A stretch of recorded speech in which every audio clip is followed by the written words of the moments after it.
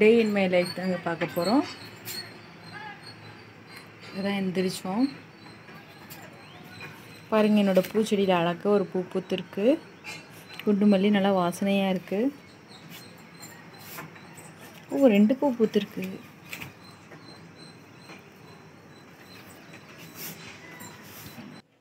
Night coupon வச்சுட்டா காலையில் பால் போட்டுருவாங்க. இப்போ நான் போயிட்டு காஃபி போட போகிறேன். பேக்கெட் நல்லா வாஷ் பண்ணிவிட்டு காஃபி போட போகிறேங்க. இப்படி தாங்க என்னோடய காலையில் ரொட்டீன் ஆரம்பிக்கும். என்ன வேலை இருந்தாலும் காலையில் ஒரு காஃபி குடிச்சிடணுங்க.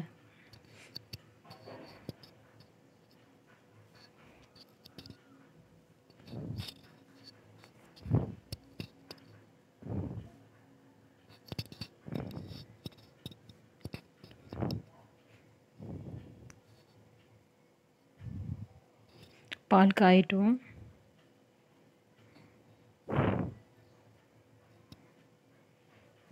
பால் காஞ்சிருச்சு. இப்போ காஃபி போட வேண்டியது தான். என்னோடய ஃபேவரட் சன்ரைஸுங்க. எப்பயுமே காஃபி பவுடரை கட் பண்ணிவிட்டுங்க ஒரு ஏர்டைட் பாக்ஸில் போட்டு க்ளோஸ் பண்ணி வச்சுருங்க. இல்லைன்னா வந்து கட்டி பிடிச்சிக்கோங்க.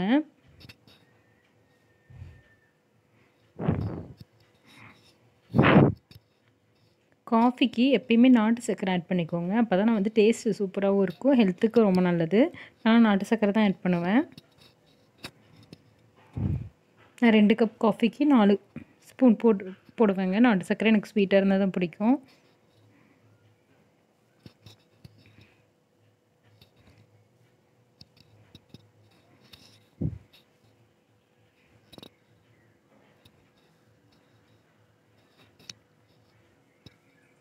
காஃபி ஆற்றியாச்சு.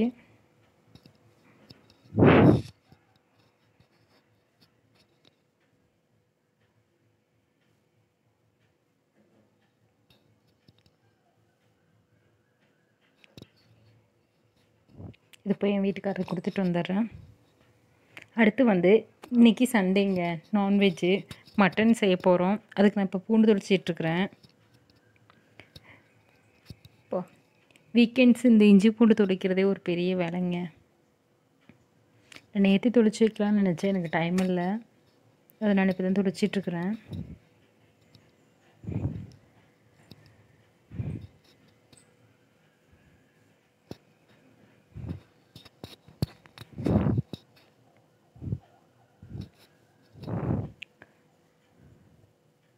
அடுத்து இஞ்சி தேய்ச்சிட்ருக்கேன். நீங்கள் கிச்சனை நீங்கள் அப்பப்போ க்ளீன் பண்ணிட்டீங்கன்னா உங்களுக்கு வந்து ஒரு பெரிய வேலையை சமைச்சு முடிச்சதுக்கப்புறம் உங்களுக்கு அது பெருசாக இருக்காதுங்க. இப்போ சின்ன வெங்காயம் தொளிச்சிக்கலாம்.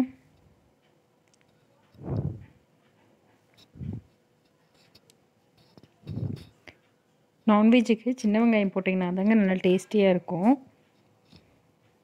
எங்கள் ஊர் சைடு சின்ன வெங்காயம் என்ன பண்ணுவாங்கன்னு பார்த்தீங்கன்னா, நல்லா எண்ணெயில் போட்டு நல்லா வதக்கி அதுக்கப்புறம் வந்து தேங்காவோடு அரைச்சி கிரேவிக்கு ஆட் பண்ணுவோம். இப்போ நான் அதே மாதிரி தாங்க பண்ண போகிறேன். ஆயில் விட்டு நல்லா வதக்கிக்குவோம். இதுதான் வந்து நம்ம இந்த கிரேவிக்கு நல்லா டேஸ்ட்டு கொடுக்கும். தேங்காவும் சின்ன வெங்காயமும் மிக்சியில் நல்லா பேஸ்ட் பண்ணிக்க போகிறோம். இஞ்சி பூண்டு தனியாக பேஸ்ட் பண்ணிக்க போகிறோம். இப்போ கொத்தமல்லி தலையை நல்லா ஃபைன் கட்டாக பண்ணிக்கலாங்க.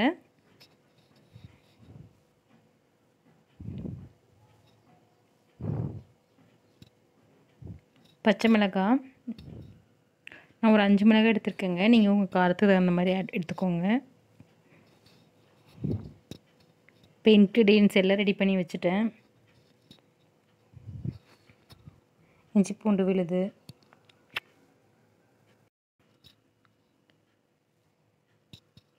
விழுது, பச்சை மிளகாய், கருவேப்பிலை, அதுக்கப்புறம் என்னது கொத்தமல்லி தழை. அதுக்கப்புறம் நான் வந்து இதில் மட்டன் மசாலா ஆட் பண்ணுறேங்க. நீங்கள் வேணும்னா ஹோம்மேடு மசாலா இருந்தாலும் ஆட் பண்ணிக்கோங்க. எங்கள் ஊர் சைடில் வந்து ஹோம்மேடு வீட்டிலே அரைச்ச மசாலா தான் ஆட் பண்ணுவோம் மட்டன் கிரேவிக்கு. அதுக்கப்புறம் வந்து தேங்காயும் சின்ன வெங்காயமும் அரைச்சி வச்சு விழுது இருக்குங்க. மட்டன் வந்து 1/2 kg எடுத்திருக்கேன். இப்போ நான் இது வந்து மட்டன் வந்து நல்லா வெந்தால் தாங்க நல்லாயிருக்கும். இல்லைன்னா என் பையன் ஒழுங்காக சாப்பிடவே மாட்டான், அப்படியே கடிச்சு வச்சுருவான். அதனால் நான் குக்கரில் தான் இன்றைக்கி குக் பண்ண போகிறேன். இப்போ ஆயில் ஆட் பண்ணியிருக்கேங்க. 2.5 டீஸ்பூன் ஆயில் ஆட் பண்ணியிருக்கேன். மட்டனுக்கு வந்து நம்ம கம்மியாக ஆட் பண்ணாவே போதுங்க. ஏன்னா வந்து அதிலே மட்டன்லேயே நிறைய ஃபேட்டு, அதிலே வந்து எண்ணெய் விடுவோம். அதனால் பெரிய வெங்காயம், ஒரு பெரிய வெங்காயம் ஆட் பண்ணியிருக்கேன். பெரிய வெங்காயம் நல்லா குக் ஆனதுக்கப்புறம் பச்சை மிளகாயும் கறிவேப்பிலையும் ஆட் பண்ணிக்கலாம். வதக்கினதுக்கப்புறம் இஞ்சி பூண்டு விழுது போட்டு நல்லா பச்சை வாசனை போகிற வரைக்கும் நல்லா வதக்கிக்கலாம். இஞ்சி பூண்டு பேஸ்ட் நல்லா வதங்கிருச்சிங்க. இப்போ நான் இதிலே மட்டன் ஆட் பண்ணுறேன். மட்டன் நல்லா மஞ்சத்தூளில் நல்லா வாஷ் பண்ணி வச்சுருக்கேன். போட்டு நல்லா வதக்கி விட்டுக்கோங்க.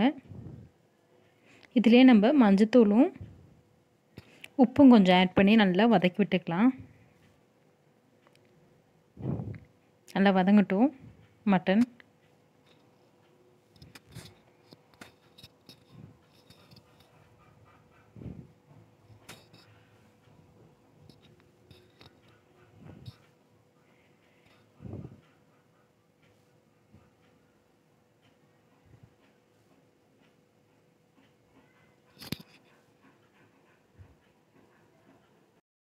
நம்ம இதிலே மட்டன் மசாலா ஆட் பண்ணி நல்லா வதக்கி விட்டுக்கலாங்க. நல்லா எண்ணெயில் வதக்கும் பொழுது தான் அதனோட பச்சை வாசனை போய் நல்லாயிருக்கும். எண்ணெயில் எந்த மசாலா வரதாலும் நல்லா வதக்கினா டேஸ்ட்டாகவும் இருக்குங்க.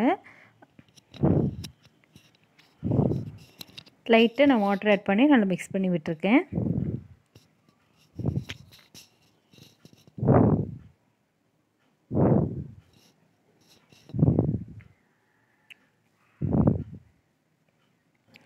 மசாலா நல்லா வதங்கினதுக்கப்புறம் இதிலே வந்து தேங்காயும் சின்ன வெங்காயமும் அரைச்சி வச்சு விழுது இருக்கு இல்லைங்களா, அதை ஆட் பண்ணிக்கலாம். இதுதான் வந்து நம்மளோட மட்டன் கிரேவிக்கு திக்னஸை கொடுக்குது. உங்களுக்கு கிரேவி எந்த அளவுக்கு வேணுமோ அந்த அளவுக்கு நீங்கள் வாட்டர் ஆட் பண்ணிவிட்டு உங்களோட கன்சிஸ்டன்சிக்கு தகுந்த மாதிரி வாட்டர் ஆட் பண்ணிக்கோங்க. மட்டன் வேகும் பொழுது வந்து அந்த தண்ணி சுண்டுங்க. அதுக்கு தகுந்த மாதிரி வாட்டர் ஆட் பண்ணிக்கோங்க. வாட்டர் ஆட் பண்ணிவிட்டு மேலே கொத்தமல்லி தழை தூவி விட்டுக்கலாங்க. அவ்வளோதான். குக்கரை மூடி வச்சு ஒரு 5 விசில் விட்டு எடுத்துக்கிட்டோம்னா நம்மளோட மட்டன் கிரேவி ரெடி ஆயிருங்க. அவ்வளோதான், நம்ம மட்டன் கிரேவி ரெடி ஆயிடுச்சு. இது நம்ம இட்லி, தோசை, ஒயிட் ரைஸோடையும் நல்லாயிருக்குங்க. பரோட்டா, சப்பாத்திக்கும் ரொம்ப நல்லாயிருக்கும். சிம்பிளாக பண்ணிடலாம், அவ்வளோ நேரம்லாம் ஆகாது. குக்கரில் வச்சதுனால மட்டனும் நல்லா சூப்பராக குக் ஆகி நம்மளுக்கு சூப்பராக இருக்கும். நீங்கள் இதை ட்ரை பண்ணி பாருங்கள். இதுதான் என்னோடய சண்டே மெனு. இதோடு நான் கொஞ்சம் தக்காளி சாதம் பண்ண போகிறேன். இப்போ வந்து நான் தக்காளி சாதமும் பண்ணிட்டேங்க.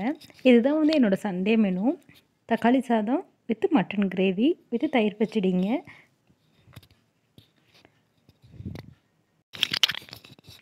இப்போ வந்துங்க ஈவினிங் ஆகிடுச்சி, டீ போட போகிறேங்க. பால் காஞ்சிருச்சு. இதுலேயே நான் டீ பவுடர் ஆட் பண்ணியிருக்கேன்.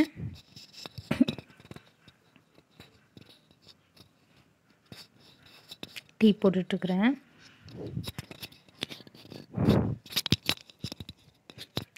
என் வீட்டுக்காரருக்கு டீயில் அதிக வாட்டர் ஆட் பண்ணால் பிடிக்காதுங்க. திக்காக இருந்தால் தான் பிடிக்கும்.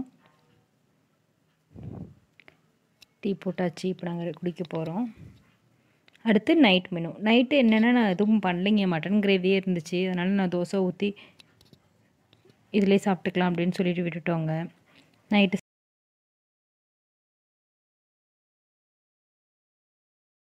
முடிச்சிட்டோங்க. நானும் என் செல்லக்குட்டியும் ஃப்ளோரில் வாக் பண்ண போகிறோம். பாப்போம் போகலாம். வீடியோ எடுத்துட்டு நல்லா பேசுறீங்க.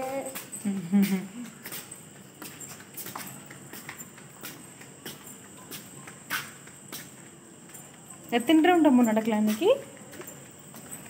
ஒரு 10 ரவுண்ட் இருக்கு நடக்கலாம். ஒரு 10 7. ஓகே.